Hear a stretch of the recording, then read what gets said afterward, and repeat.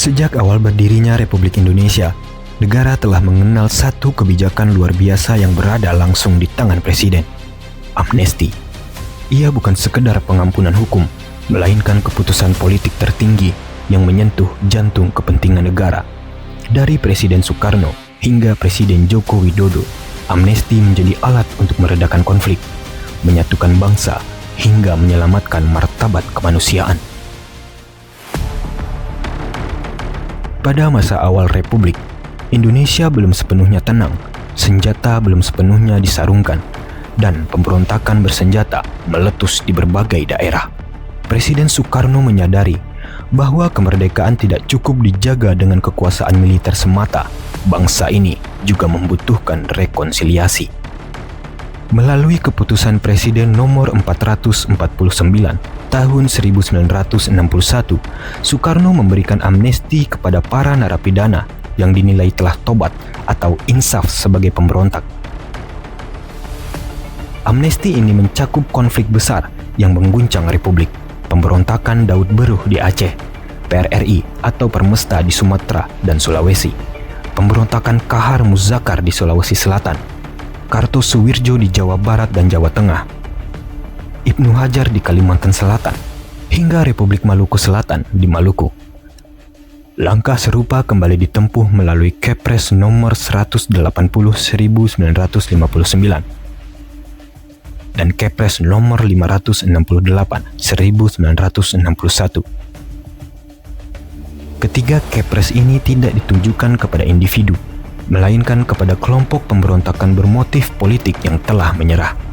Negara memilih memeluk kembali anak-anaknya yang pernah memberontak demi menjaga Republik tetap utuh. Memasuki era Presiden Soeharto, amnesti tetap menjadi instrumen penting dalam menjaga persatuan dan kesatuan nasional. Salah satu keputusan penting adalah Kepres nomor 63 tahun 1977 yang memberikan amnesti umum dan abolisi kepada para pengikut Fretilin di Timur Timur, baik yang berada di dalam negeri maupun di luar negeri. Di tengah ketegangan geopolitik dan konsolidasi kekuasaan Orde Baru, amnesti dipilih sebagai jalan untuk menutup konflik bersenjata dan memperkuat kendali negara atas wilayahnya. Gelombang reformasi membawa angin perubahan. Di bawah kepemimpinan B.J. Habibie, amnesti menjadi simbol keterbukaan baru negara terhadap kritik dan perbedaan pendapat. Melalui sejumlah Kepres, antara lain Kepres nomor 80 1998, Kepres nomor 123 1998, Kepres nomor 127 1998, hingga Kepres nomor 142 tahun 2000.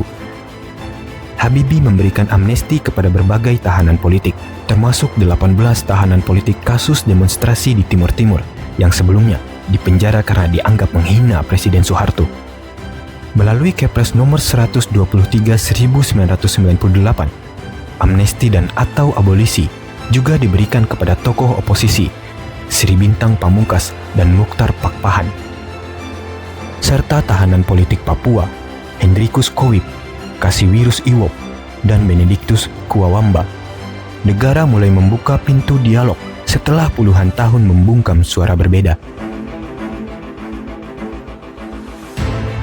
Di tangan Presiden Abdurrahman Wahid, amnesti menemukan makna yang lebih dalam, kemanusiaan dan kebebasan sipil.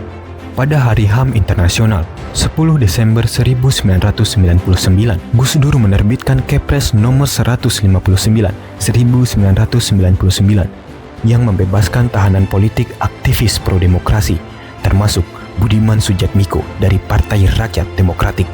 Tidak berhenti di situ, Gus Dur juga memberi abolisi dan rehabilitasi kepada R. Sawito Kartowibowo melalui Kepres nomor 93 tahun 2000. Sawito, seorang pegawai Departemen Pertanian di Bogor, sempat mengguncang politik nasional karena menyampaikan wangsit tentang perlunya pembenahan kehidupan bernegara. Dalam kasus ini, negara mengakui bahwa kebebasan berpikir tidak seharusnya dipidana. Pada tahun 2005, Amnesty kembali mencatatkan peran historisnya melalui Kepres nomor 22 tahun 2005. Presiden Susilo Bambang Yudhoyono memberikan amnesti kepada sekitar 2.000 orang yang terlibat dalam gerakan Aceh Merdeka. Keputusan ini menjadi fondasi penting lahirnya Perjanjian Helsinki yang mengakhiri konflik Aceh selama lebih dari 30 tahun.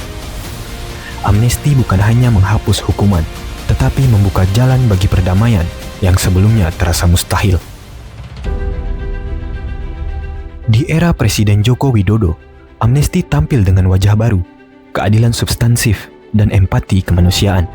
Jokowi memberikan amnesti kepada Baik Nuril, seorang guru perempuan, korban pelecehan seksual yang justru dikriminalisasi melalui pasal karet Undang-Undang Informasi dan Transaksi Elektronik. Amnesti juga diberikan kepada Saiful Mahdi, dosen Universitas Syiah Kuala, yang dijerat UU ITE karena kritik kebijakan penerimaan PNS melalui WhatsApp Group.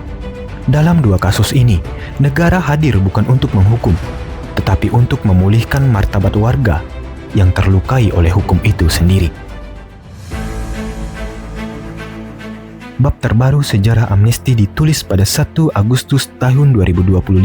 Presiden Prabowo Subianto melalui keputusan Presiden nomor 17 tahun 2025 memberikan amnesti kepada 1.178 terpidana, termasuk Hasto Kristianto, Sekretaris Jenderal PDI Perjuangan. Menteri Hukum Supratman Andi Atgas menegaskan bahwa kebijakan ini diambil dengan pertimbangan persatuan nasional dan stabilitas politik.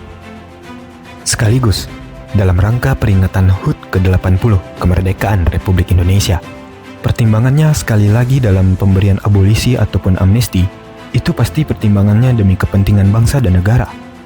Berpikirnya tentang NKRI, jadi itu yang paling utama, ujar Supratman dalam konferensi pers di Kompleks Parlemen Senayan, Jakarta, Kamis 31 Juli 2025 malam. Dari lembaran revolusi hingga panggung politik modern, amnesti selalu menjadi keputusan yang melampaui sekedar hukum. Ia adalah cermin keberanian negara dalam menentukan arah. Apakah terus memelihara luka atau memilih menyembuhkannya? Setiap zaman memiliki konfliknya sendiri. Setiap presiden menghadapi tekanannya masing-masing. Namun, di balik perbedaan era, satu benang merah tetap terlihat. Amnesti digunakan ketika bangsa ini membutuhkan ruang untuk bernafas, untuk berdamai, untuk kembali percaya bahwa persatuan lebih besar daripada perpecahan. Amnesti bukan berarti melupakan sejarah. Ia justru menegaskan bahwa negara cukup kuat untuk memaafkan dan cukup bijak untuk memberi kesempatan kedua. Pada akhirnya, pertanyaan bukan hanya tentang siapa yang diampuni, tetapi tentang siapa kita sebagai bangsa. Apakah kita memilih dendam yang berkepanjangan atau keberanian untuk melangkah maju bersama?